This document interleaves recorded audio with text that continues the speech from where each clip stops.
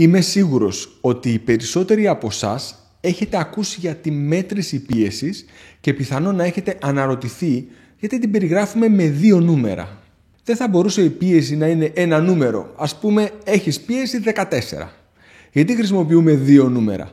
Και κατ' επέκταση είναι και τα 2 σημαντικά? Είναι και τα 2 χρήσιμα?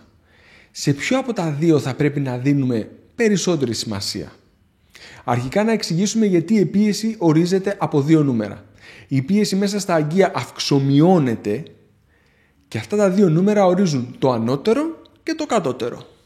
Μέσα λοιπόν σε αυτό το υδραυλικό σύστημα που ονομάζεται αγκιακό σύστημα, η μέγιστη δυνατή πίεση ονομάζεται συστολική και η κατώτερη πίεση ονομάζεται διαστολική. Σε κάθε χτύπημα της καρδιάς η πίεση αυξομειώνεται ανάμεσα σε αυτά τα 2 νούμερα. Οι επιστήμονες προσπάθησαν να βρουν τι ρόλο παίζουν αυτά τα 2 νούμερα για την υγεία μας και ανακάλυψαν ότι όσο πιο ψηλά είναι αυτά τα 2 νούμερα, τόσο συχνότερα εμφανίζονται εγκεφαλικά, εμφράγματα, παθήσεις των νεφρών και άλλων οργάνων. Άρα και τα 2 νούμερα θέλουμε να είναι χαμηλά. Αλλά ένα από τα 2 θέλουμε περισσότερο να είναι χαμηλά. Ποιο είναι αυτό? Η απάντηση είναι το μεγάλο. Σε μια μελέτη που δημοσιεύτηκε το 2019 αποδείχθηκε ότι η συστολική πίεση, δηλαδή αυτή που λέμε η μεγάλη, δηλαδή η μέγιστη δυνατή πίεση που επιτυγχάνεται μέσα στα αγκία, οδηγεί σε όλες αυτές τις παθήσεις που είπαμε προηγουμένως.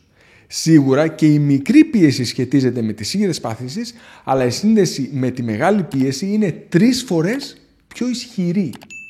Η χρησιμότητα που μας προσφέρει αυτή η μελέτη είναι να γνωρίζουμε σε ποιους δείκτες πρέπει να στοχεύουμε όταν κάνουμε παρεμβάσεις στον τρόπο ζωής.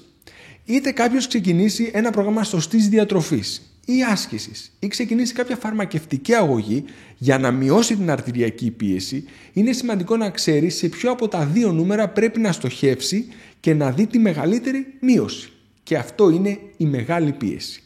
Αν θέλετε να μειώσετε την πιθανότητα να εμφανίσετε αυξημένη αρτηριακή πίεση στο μέλλον ή έχετε αρτηριακή πίεση και θέλετε να κάνει κάτι για να μειωθεί, τότε πρέπει οπωσδήποτε να δείτε το βίντεο που εμφανίζεται τώρα στα δεξιά μου.